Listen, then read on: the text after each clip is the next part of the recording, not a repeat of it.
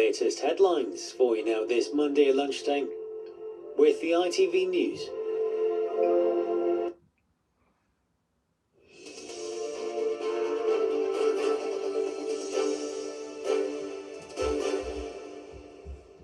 Good afternoon, I'm Sharon Thomas. A mother and her two children, aged 4 and 7, were killed in a house fire in the early hours of Boxing Day in Brimscombe Hill near Stroud in Gloucestershire. Police said the father, who survived, is a serving officer with the force.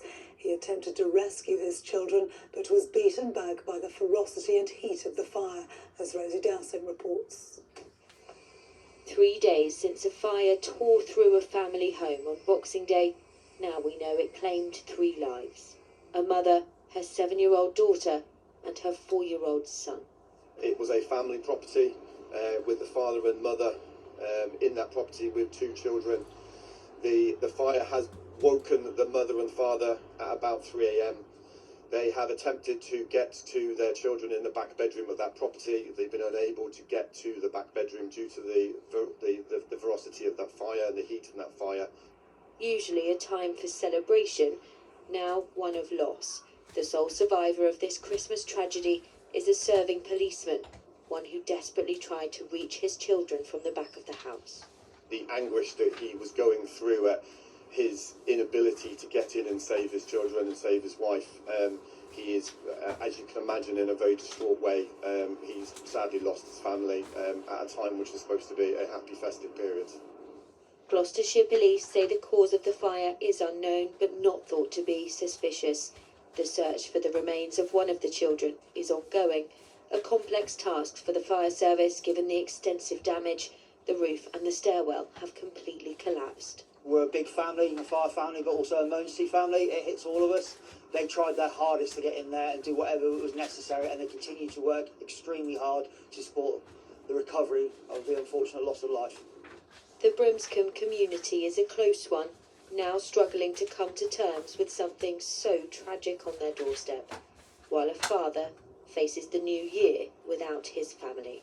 Rosie Dowsing, ITV News. The Kremlin says Presidents Trump and Putin are set to talk very soon, following peace discussions in Florida between the US and Ukraine. Negotiations failed to provide a breakthrough, although the leaders said progress had been made. President Zelensky told reporters the US had offered strong security guarantees for 15 years as part of the proposed plan. Here's Graham Stothard. It was a meeting which seemed to overpromise and then underdeliver. Behind the smiles, these were 2 presidents short on detail of how, when, or even if a peace agreement could be reached. Well, thank you very much. We had a terrific meeting. Most of it apparently agreed. 20-point peace plan, 90% agreed. But also at risk of being lost. You can say 95%, but I don't like to say percentages. I just think we're doing very well. We could be very close. There are 1 or 2 very thorny issues. Are you okay? Is everyone fine? One such issue on the table is the Donbass region in the east of Ukraine, the majority of which Russian forces occupy. Some of that land is maybe up for grabs, but it may be taken over the next period of a number of months, and you're better off making a deal now. As if to make a point, shortly after the meeting, Russia released videos of continued military action. They highlighted what Trump said about land and said he'd soon be speaking with Putin. There's also no solution as to who operates or profits from the besieged Zaporizhzhia nuclear power plant, although there's now a localized ceasefire in place to allow repairs to crucial power lines. One victory Zelensky is claiming is a 15-year US promise to help prevent any future Russian incursion. US-Ukraine security guarantees 100% agreed. Although he wanted 50, and while Trump said terrific progress was made, the threat of it all falling away remains. But if things don't happen, they keep fighting, and they keep dying. Graham Stothard, ITV News. British heavyweight boxer Anthony Joshua has been injured in a car crash that killed 2 people in Nigeria, according to local media. Nigerian authorities say the accident happened on the Ogun-Lagos State Expressway, adding Joshua is doing fine after sustaining minor injuries.